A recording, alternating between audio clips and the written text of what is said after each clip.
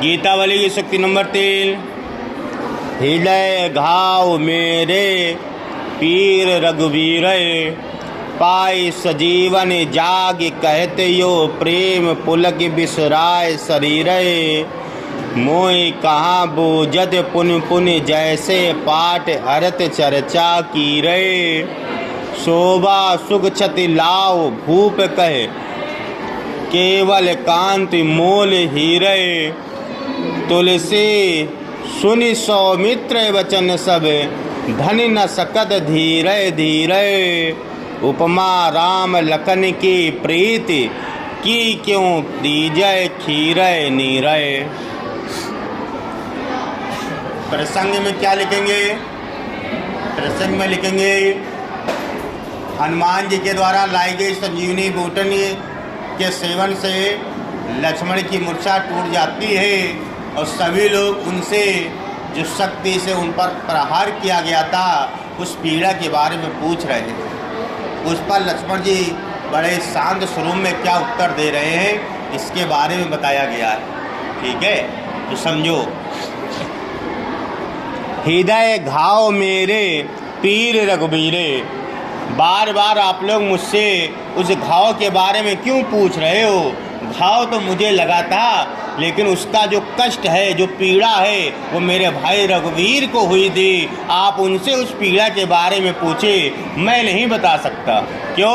क्योंकि जिस समय मेरे को घाव लगा था उस समय तो मैं राम राम का जाप कर रहा था। मेरे मन में मेरे भ्राता भाई बैठे हुए थे। और जब मेरे हृदय और मन में कोई बैठा होता है और जब तीर चलती है मन और हृदय में लगेगी तो शरीर मेरा होगा, लेकिन जो बैठा होगा कष्ट उसे होगा। इसलिए यहाँ पर कह रहे हैं मेरे मन में हृदय में श्री राम की छवि बैठी थी, इसलिए घाव तो मेरे लगा, लेकिन मुझे पीड़ा का एहसास नहीं हुआ। पीड़ा के बारे में पूछना है तो राम से पूछो, मुझसे नहीं।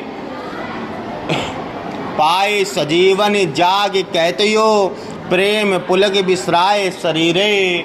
संजीवनी का सेवन करने के बाद जब बार बार उनसे पूछा गया तो लक्ष्मण जी अपने शरीर की शुद्ध बुद्ध छोड़ के उनको ये जवाब दे रहे हैं। मोय कहा पूछत पुन पुनि जैसे पाठ अर्थ चर्चा की रे। अरे मुझसे बार बार क्यों पूछ रहे हो? ये तो वही बात हो गई जैसे किसी तोते को कोई श्लोकन सिखा दिया गया। कोई एक ब्राह्मण है जिसने एक तोते को एक श्लोकन सिखा दिया। अब तोते से उस श्लोकन का अर्थ पूछोगे तो वो अर्थ बता पाएगा? नहीं बता पाएगा। श्लोक बताएगा। क्यों? क्योंकि उस श्लोक को सिखाया गया है, अर्थ नहीं सिखाया गया। अर्थ तो वो बता सकता है जिसने उसको श्लोक सिखाया है। तो उसी प्रकार से मैं हूँ। इस घाव को मैं दिखा सकता हूँ, ये घाव लगा था, लेकिन पीड़ा को मैं बता नहीं सकता हूँ क्योंकि मुझे पीड़ा का एहसास ही नहीं हुआ। तो ये वो ही बता सकते हैं। आगे कह रहे हैं शोभा सुख क्षति लाओ भूप कहे केवल कांति मोल हीरे। अरे हीरा का अगर मूल्य को जानना है, हीरा के मूल वैल्यू को जानना है तो धारण करने वाला वो राजा ही बता सकता है इस हीरे की वैल्यू क्या है। हीरे से पूछे तुम्हारी वैल्यू क्या है, हीरा नहीं बता सकता उसकी वैल्यू क्या है, उसका मूल्य क्या है, ये हीरा नहीं बता सकता।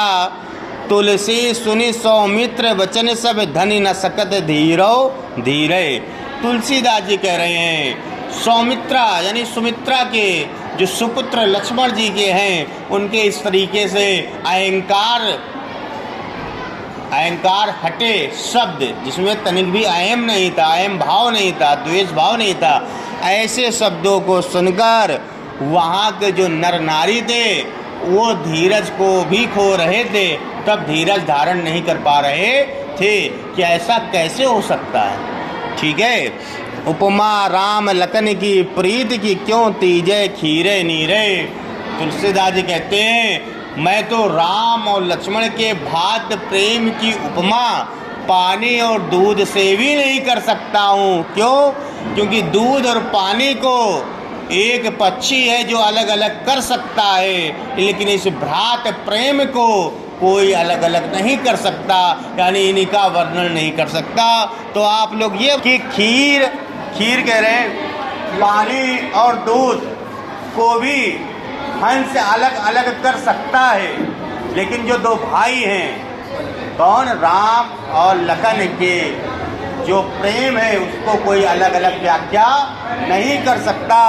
तो संपूर्ण सूक्त का अर्थ यही है कि बार बार संजीवनी का सेवन करने के बाद जब लक्ष्मण की मूर्छा छूटती है तो वहाँ पर बाप उनसे पूछने पर बार बार कि आपको पीड़ा कैसी है, कैसे घाव लगा, तो वो बस वही कह रहे हैं कि घाव तो मेरे को लगा, लेकिन उस पीड़ा का एहसास मुझे नहीं है। अगर उस पीड़ा के बारे में पूछना है तो श्री रामचंद्र से पूछो। मैं उसी प्रकार से वर्णन नहीं कर सकता जैसे किसी तोते को कोई सुक्ति सिखा दी जाए लेकिन उसके अर्थ का वो व्याख्या नहीं कर सकता।